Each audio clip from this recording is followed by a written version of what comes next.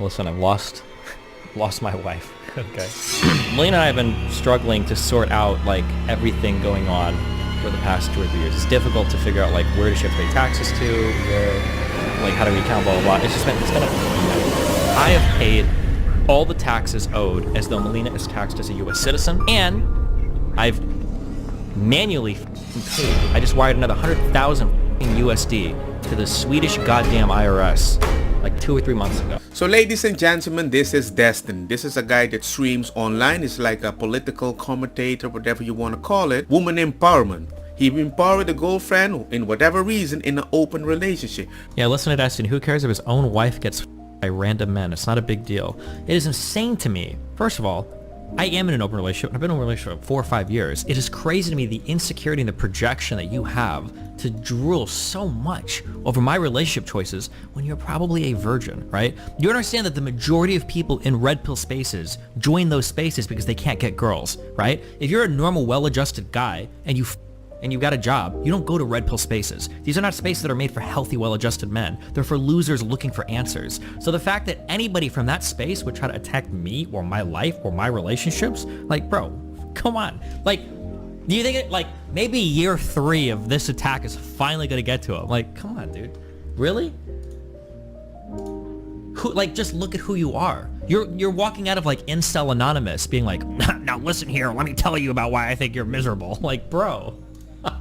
Come on. It looked like it came back to bite Destiny in the butt. Because today, some Discord messages will leak from Destiny to where he essentially breaks down how him and Melina is breaking up, and he broke down exactly why. Let's get into it. Destiny would tell his head mod that him and Melina recently had a 5-hour therapy session to rediscuss the boundaries in a relationship. And that stemmed from Melina now having a new boy toy in her life since it's an open relationship, and Destiny isn't okay with the boundaries that they're currently breaking. Apparently this dude is really demanding of Melina's time. They have gotten a little bit too close. He consistently disrespects Destiny and she does nothing about it. He even told Melina to leave Destiny and divorce him right now, or else he was going to unalive himself. Now, so this dude is extremely toxic, and Destiny, who was married to Melina, has been telling Melina to leave this guy and stop talking to him. But Melina has refused to stop talking to the guy. So apparently Destiny has had enough and he's now divorcing her. And he told her to get her stuff out of his house before he gets back on the night. If you're so used to an open buffet, you will never like the food at home. Think about it. And this is the boyfriend. And I'm like, it's a more feminine man than Destiny. A guy all about feminism, not insecure, bada beam, bada boom, and you have a bunch of money, and then surprise, surprise, you don't click well with the person, and the person's like, bye, due emotional feelings, I'm gone. He was always saying, woman, hey man, is it the same as man? They can have funky, nothing happens. Your girl has funky with the man, the guy says, I'm going to sneep, but says, oh my god, divorce the millionaire. I don't get it. But the fact that the reason you lost the person is exactly the way red pillars that you have been criticizing you lost it exactly for that specific reason. But extra, because you invited it and you lost even way more money. And to top it all off, his wife moved this guy into her apartment that Destiny pays for. He definitely got a meal ticket, laughing my ass off, but there's no way that relationship will last. Normally I don't care about money, but after realizing she had let that jobless loser move into her apartment for free without telling me, I really felt annoyed paying anything for her because I was basically subsidizing this toxic loser. It's more like, I knew I could do this because you're a simp. Because hey, I'm already married to the millionaire. I'm going to get my money anyway. Come in, jobless person. I'll take care of you. I mean, it started wrong anyway. You met the girl through a fan, open relationship style, and you stole her. Tried some vines. Okay, can we... And then we got super drunk. We need to... No. No, we're not Let drunk. me explain what happened. He's like... This one is drunk, and that guy is... No, it's not true. You're drunk. So, right now, I'm babysitting That's the hand of the boyfriend. these two guys, because they're very drunk. So I'm trying to make sure that they become sober, right? You want to be sober? Okay. Now Melina and this fan was in a polyamorous relationship. Now, apparently, Destiny asked for what they were comfortable with beforehand, such as groping, etc., and he said he was fine with it. So this is what we're doing. We're having a rehabilitation, just sensation for Listen. Steven, so he knows what it's like to be a real human. Because a big part of what society does today is that it disconnects you from the human experience. It makes you believe that you're not human. And this is the guy, okay? He's enjoying the life to the fullest, all the connection. He made connection with the woman, and now you lost the point. This is a guy that was like, I'm going to sneak myself because I want to live my life to the fullest. I'm living at the fullest. It feels more like this Molina person really enjoys specific men. Queensland. They could throw them out. I don't even think you guys hit them well. What? Don't look at me like that.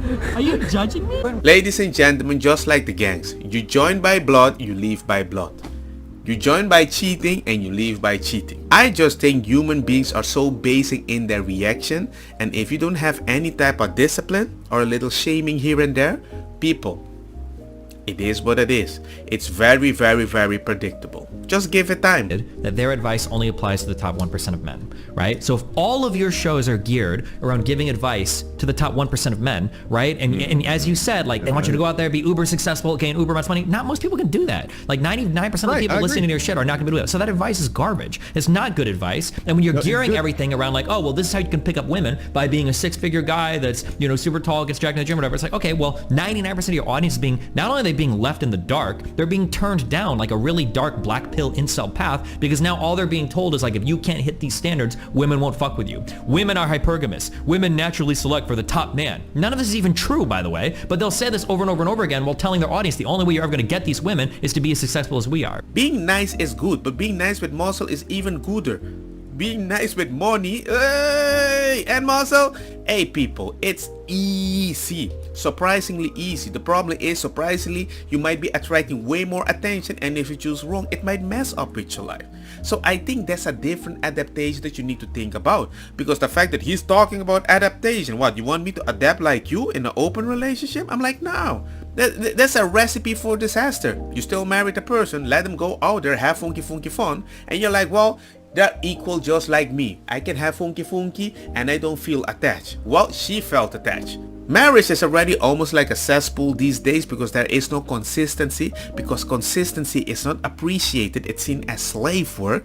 So why the heck would I want to increase the chances? I know a fair amount of conservative women. I have never in my life gotten this collection of conservative women who are like, I really like dating red pill guys. Like, they really have it figured out. I love their approach to relationships. I like the way I get treated. I have never heard them in my life. I have gotten a lot of emails from women that are like, oh my God, I'm worried this guy said something in a date and I think he listens to Andrew Tate. You'll never hear it in any of these conservative women communities. I don't know if you're in it. I don't believe you heard it. Even if you tell me you have, where these women are like, oh yeah, these red pill guys, like, they're so good to date. I love dating them so much. All of them seem like men that are who hurt you types. All of them seem like they're carrying baggage. A lot of them seem like they have issues because of the communities that they come from. I know a lot of conservative women that might want to meet a red pill person. They find bad men they think have a good heart. They just never met a good woman, especially in 2023, because all of them are freaking promiscuous. It's different. They just want a man that doesn't want to go funky people out there. You listen to them talk about women, it feels like it's so much contempt. These single moms, these sluts and OnlyFans girls taking advantage of everything. I don't see like these respectful communities of men who are like, yeah, like, I'm a guy, I work really hard, take care of my body, I take care of my stuff, and you know, I'm trying to get in a relationship. It's always so much more contemptuous. All the men that I know that were in the red pill community, and those that stayed in the red pill community, or those that want to go to the red pill community, have all the same mission. I want to understand women, because they are not the princess that people have taught us. Treat them nice and they will like you. You find out later that, hey, when you get a girl, you need to keep her, you need to entertain her, you need to provide her a reason why she has to stay. The warning signs were there. You were visiting communities that kind of warned you about this. You didn't want to see that because you had an agenda to push to defend, or the choices that you made because you saw the world like the princess that most men usually see the world in the beginning. The interesting aspect of your relationship is you're in an open relationship. What's that like? from a game theoretic simulation perspective, what went into that calculation? And like, how does that, Like how that started, or how did that start? Sure. the only relationships I've ever done has been open relationships since I was like in high school. Because I You never been in a monogamous relationship. Have you ever eaten a cookie, but you thought it was sweet and it is tastes salty, but you're still eating it? didn't really understand like why wouldn't you be able to like do other things with other people, but then just like have your main partner basically. This reminds me of the person that gave me advice. The advice goes totally wrong and they're going to respond, well, you could have not listened, idiot. What is an open relationship, generally speaking? That means you have one main Like a partner. non-monogamous relationship. Like you're somehow allowed like in different ways. You can see other people sexually. Sexually, but like there's one main. Yeah, or it doesn't station. have to be there for some people, but like I Okay. think it's probably easier, and we probably don't really have time or the energy for like more than like one person to like really like. What about like emotional? It's really complicated. There's a lot of complicated stuff going on under the hood there. I think broadly speaking, you've got like polyamorous relationships and you've got like open relationships, where polyamorous is like, oh, I've got like 3 different girlfriends and we all hang out or sometimes even live together, or 3 boyfriends, whatever. And then you've got like open relationships, which is like, oh, you know, like you can basically hook up with other people, and then you've got like your main relationship and that's it.